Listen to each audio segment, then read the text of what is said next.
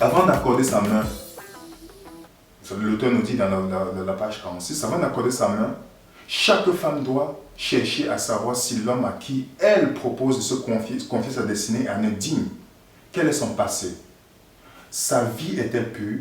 L'amour qu'il exprime est-il nature noble et élevée ou uniquement inspiré pour une tendresse émotionnelle? Possède-t-il des traits de caractère qui contribueront à la rendre heureuse? Pourra-t-elle trouver paix et joie dans son affection pour elle? Parviendra-t-elle à préserver son individualité et son jugement et sa conscience? Devront-ils subir le contrôle de son mari? Parfois, certains maris veulent que leurs femmes soient changées à leur image et non l'image de Dieu. De quoi faites attention. Pourra-t-elle donner la priorité aux exigences de son sauveur? Est-ce que la femme, il est préférable, comme il dit, lorsqu'on a fréquentation, ce que la meilleure chose qu'un homme peut faire, c'est de conduire cette femme-là vers Dieu que vers lui. Parce que c'est la meilleure situation. Toujours la pousser en étudiant avec elle, en l'aidant à rencontrer son sauveur chaque jour, que de faire tout pour l'amener et ne pas étudier ensemble. Et il faut que la femme regarde avec attention si cet homme, elle peut trouver le caractère de Jésus-Christ. Parce que mes frères et sœurs, ne laissons pas la convoitise et beaucoup d'autres choses interférer. Lorsque vous voulez demander les conseils pour votre relation, pour votre mariage à quelqu'un, demandez à quelqu'un que vous voyez que Dieu a béni en toutes choses. Pas des personnes qui ont été brisées. Si vous demandez, c'est comme si j'ai échoué le permis de conduire, et je dis à quelqu'un qui est en train de vouloir passer des examens, écoute, voilà ce que tu dois faire pour gagner. Non. Oui, j'écoute, mais ce n'est pas la personne qui aura un modèle pour moi, que je dois prendre comme modèle. Je vais aller avec quelqu'un qui a réussi. C'est pourquoi moi j'ai des parents spirituels, une mère spirituelle et un père spirituel, ok. Je pose des questions. Lorsque je suis intéressé, je vois une fille, je dis voilà telle chose. Ils vont tout me poser la question, pourquoi, quand tu lis Proverbe 31, pourquoi il dit que cette femme ne le suit pas tous? Pourquoi parmi toutes les filles, dans tous les pays que tu voyages, pourquoi c'est cette fille-là uniquement qui t'a marqué? Il faut que j'arrive à répondre. Quand mon père spirituel ou ma mère spirituelle me pose cette question. Une jeune fille ne doit accepter pour époux qu'un homme au caractère pur et viril, diligent, entreprenant, honnête, aimant et craignant Dieu. Ça, c'est le trait de caractère comme on veut. Elle dit bien, fuyez les hommes irrévérencieux. Des personnes qui n'ont aucun respect pour Dieu. Ils sont à l'église, ils bavardent, ils sont dans les téléphones et tout. Aucun respect pour Dieu. Nous devons fuir cela. C'est pourquoi je vais aller avec vous dans Éphésiens chapitre 5. Éphésiens chapitre 5. Où Paul fait une grande comparaison, je pense que c'est souvent mal interprété par certaines personnes, et qui tordent ça pour leur propre ruine. Dans Éphésiens chapitre 5, le verset 22, on dit femme, que chacun soit soumise à son mari comme au Seigneur. Déjà, premièrement, la femme doit pas être soumise à tous les hommes, elle doit être soumise à son mari. Il a bien dit à son mari comme au Seigneur. Donc, une femme doit être soumise à un homme qui est soumis à Dieu. Parce que s'il n'est pas soumis, comme j'ai précisé, vous êtes en danger, ma soeur.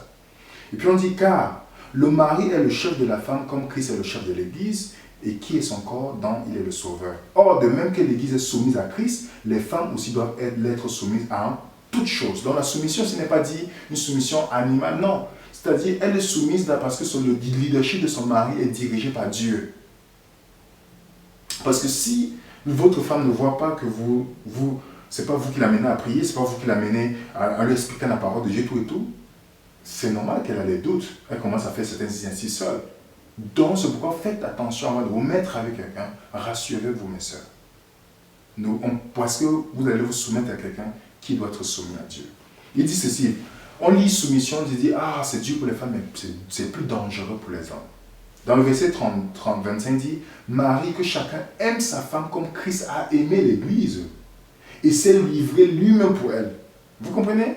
S'est livré lui-même pour elle, afin de la sanctifier, en la purifiant, en la lavant par l'eau et la parole. Donc, sanctifier par la parole, ça dit mettre à part. Sanctifier veut dire mettre à part. Donc, à travers la parole de Dieu, ce mari doit toujours apporter la parole à cette femme, afin qu'elle soit au fur et à mesure parfaite pour Jésus-Christ. C'est pourquoi il continue, dit, pour paraître devant lui, cette église glorieuse, sans tache ni ride, rien de semblable, mais sainte et irréprochable.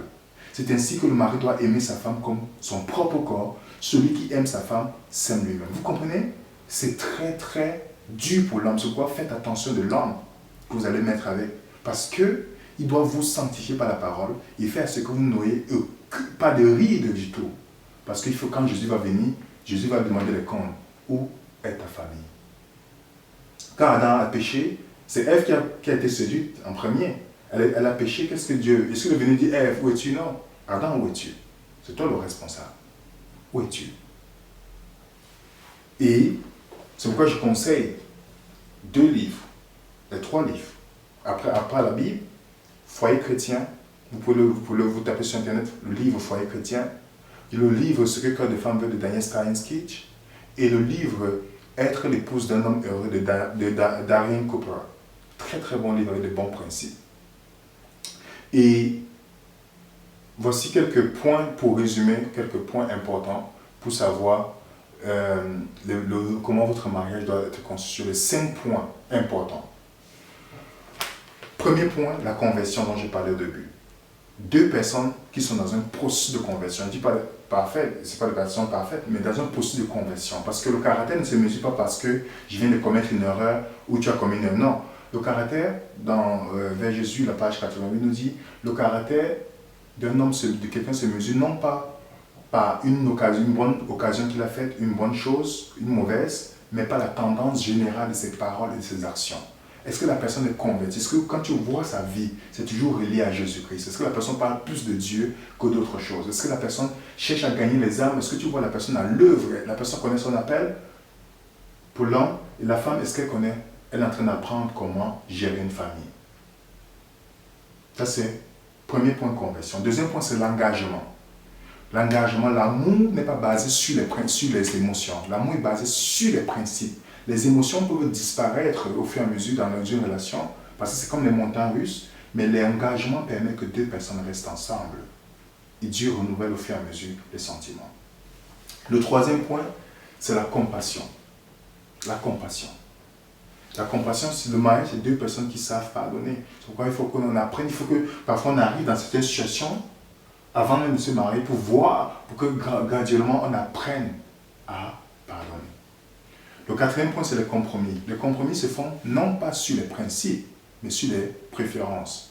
C'est-à-dire, si la femme dit je veux une voiture rouge, le garçon dit je veux une voiture noire, alors il dit ok chérie, on va prendre une voiture noire et rouge alors.